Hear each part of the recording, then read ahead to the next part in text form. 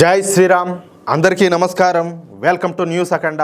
నేను మీ కస్తూరి శ్రీధర్. మిత్రులారా, నిన్న మనమంతా కూడా హోలీ పండుగను ఆనందంగా జరుపుకున్నాం. ప్రపంచం మొత్తం కూడా యుద్ధాలకు సంబంధించినటువంటి గొడవల్లో మునిగిపోయి ఉంటే మనం మాత్రం ప్రశాంతంగా ఆనందంగా మన పవిత్రమైనటువంటి పండుగైన హోలీని అయితే జరుపుకున్నాం. హోలీ పండుగకు ముందు మనం హోలీ దహన నిర్వహిస్తామన్నమాట. అంటే హోలీ పండుగకు ముందు రోజు జరుపుకునేటటువంటి హోలికా దహనం చెడు పైన మంచి సాధించేటువంటి విజయానికి చిహ్నం అన్నమాట. దీన్ని తెలుగు రాష్ట్రాల్లో కాముని దహనం అని కూడా పిలుస్తూ ఉంటారు. ముందుగా ఈ పండుగ వెనక ఉన్నటువంటి పురాణ గాథ అలాగే విశిష్టత గురించి 4 ముక్కల్లో చెప్పే ప్రయత్నం చేస్తా. మన హిందూ పురాణాల ప్రకారం హిరణ్యకశిపుడు అనేటటువంటి రాక్షస రాజు తనను తాను దేవుడిగా ప్రకటించుకొని అందరూ కూడా తన్నే పూజించాలని చెప్పేసి శాసించినాడు. అయితే అతని కుమారుడైనటువంటి ప్రహ్లాదుడు మాత్రం విష్ణుమూర్తి భక్తుడిగా మారిపోయినాడు అనమాట. ఇది నచ్చినటువంటి హిరణ్యకశిపుడు ప్రహ్లాదుడిని చంపడానికి అనేక ప్రయత్నాలు అయితే చేశాడు. చివరికి మంటల్లో కాలకుండా వరం పొందినటువంటి తన సోదరైనటువంటి హోలికా సాయం కోరినాడు అనమాట. మీరు మన ఈ మధ్య రీసెంట్గా మహావతార్ సినిమా వచ్చింది, యానిమేషన్ మూవీ ఒకటి. అది చూసారా? అది చూసింటే ఇప్పుడు నేను చెప్పే పాయింట్ మీకు గుర్తొస్తుంది. ఈ హోలిక ప్రహ్లాదుడిని తన ఒడిలో కూర్చోబెట్టుకొని మంటల్లోకి వెళ్ళిందనమాట. కానీ విష్ణుమూర్తి అనుగ్రహంతో భక్తుడైనటువంటి ప్రహ్లాదుడు సురక్షితంగా బయటకు వచ్చాడు. వరగర్వంతో దుర్వినియోగానికి పాల్పడినటువంటి ఆ హోలిక ఆ మంటల్లోనే భస్మమైపోయింది. అది జరిగినటువంటి చరిత్ర. అందుకే మనము హోలికా దహనాన్ని జరుపుకుంటాం. ఇక ఈ హోలికా దహనం అనేది మనలో ఉన్నటువంటి అహంకారం, ద్వేషం అలాగే చెడు ఆలోచనలను అగ్నిలో కాల్చేసి పవిత్రమైనటువంటి మనసుతో పండుగ జరుపుకోవాలని చెప్పి సూచిస్తుంది అనమాట. ఈ హోలికా దహనాన్ని హోలిక అనేటటువంటి రాక్షస బొమ్మ కాలుస్తూ జరుపుకుంటారనమాట.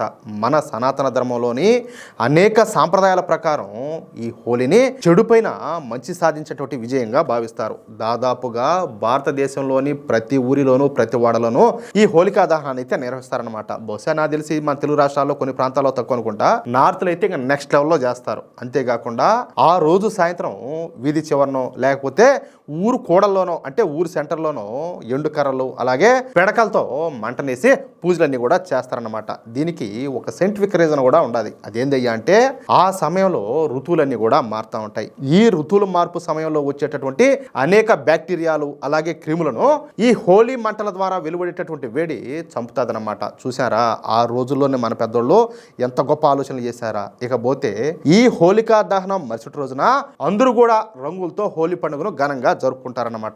ఇది సమాజంలో ఉన్నటువంటి సోదర భావాన్ని సంతోషాన్ని పెంపొందించేటటువంటి గొప్ప పండుగ. సరే, ఈ హోలికా దహనం మన దేశంలో అంగరంగ వైభవంగా జరుపుకున్నారు. అన్ని చోట్ల జరిగినట్టే గుజరాత్ రాష్ట్రంలో కూడా ఘనంగా జరుపుకున్నారు. అయితే గుజరాత్లోని రాజ్కోట్లో మాత్రం అందుకు విరుద్ధంగా జరిగిందనమాట. గుజరాత్లోని రాజ్కోట్లో మొన్న ఎప్పుడు మార్చి 2వ తేదీ రాత్రి హోలికా దహనం సందర్భంగా భగవతీపరా ప్రాంతంలో తీవ్రమైనటువంటి ఘర్షణలన్నీ కూడా చోటు చేసుకున్నాయి. ఇక మార్చి 3వ తేదీన ఈ హోలీ పండుగకు ముందు జరిగినటువంటి ఈ వేడుకల్లో 2 వర్గాల మధ్య తలెత్తినటువంటి వాగ్వాదం ఉద్రిక్తతకు దారితీసిందనమాట.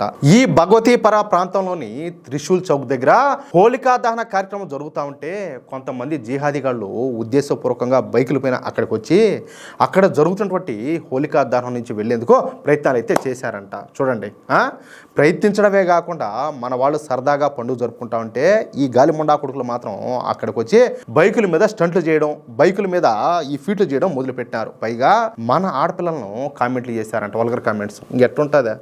అసలు వాళ్ళు పండగలు చేసుకుంటా ఉంటారు. ఎక్కడైనా కూడా మన భారతదేశంలో వాళ్ళని ఎవరైనా డిస్టర్బ్ చేస్తారా? అది ఎవరైనా కానీలే.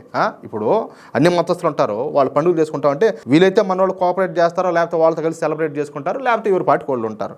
వాళ్ళని డిస్టర్బ్ చేస్తారు ఎక్కడైనా కూడా. ఎక్కడా కూడా జరగదు. కానీ ఇదేం చేయి దరిద్రమా, అయినా వీళ్ళు హిందువులు కదా వీళ్ళు ఏం చేస్తారులే అన్న ఉద్దేశంతో అక్కడ ఈ జిహాదీ విధవులంతా కూడా ఓవర్ యాక్షన్ చేశారు. అంతే. ఇక మొదటిసారి మన హిందూ యువకులు రంగంలోకి దిగినారన్నమాట.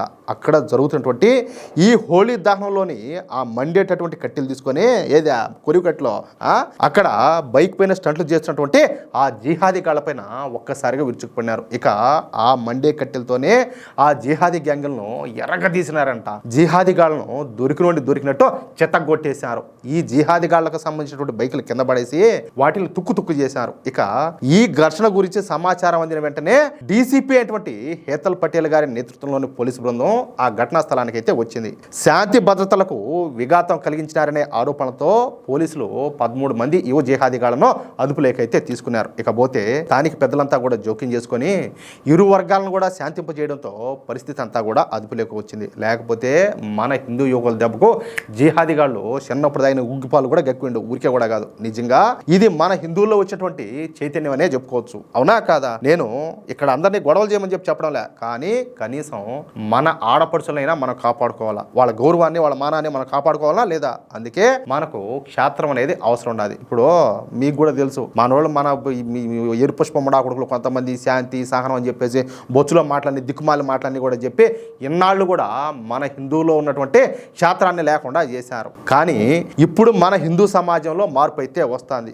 మన హిందువులు కూడా తమ హక్కుల కోసం తమ ఉనికి కోసం తిరగబడ్డం మొదలుపెట్టారు. అందరిలో కూడా ఈ చైతన్యం వస్తే ఇక మన దేశం కూడా మరొక ఇజ్రాయెల్ లాగా శక్తివంతంగా తయారవుతుంది. అదే విషయం. ఏమంటారా మిత్రులారా? చూశారు కదా, ఇన్నాళ్ళు కూడా మౌనంగా ఉన్నటువంటి మన హిందూ సమాజం ఇప్పుడిప్పుడే మేల్కొంటుంది. అక్రమాలకు అన్యాయాలకు ఎదురు తిరగడం మొదలుపెట్టింది. రాజ్కోట్ ఘటన కేవలం చెప్పాలంటే ఒక ఆరంభం మాత్రమే. మన ధర్మాన్ని మన ఆడపడుచుల గౌరవాన్ని కాపాడుకోవడానికి మన హిందువులందరిలో కూడా ఈ క్షేత్రం అనేది రగలాల. ఇలాంటి మరిన్ని వాస్తవాల కోసం, ధర్మం వైపు నిలిచేటటువంటి వార్తల కోసం మన న్యూస్ అఖండ ఛానల్ను ఇప్పుడే సబ్స్క్రైబ్ చేసుకోండి. అలాగే ఈ వీడియోని లైక్ చేసి మన మిత్రులకు అందరికి కూడా షేర్ చేయండి. జై శ్రీరామ్, జై హింద్, భారత్ మాతాకి జై.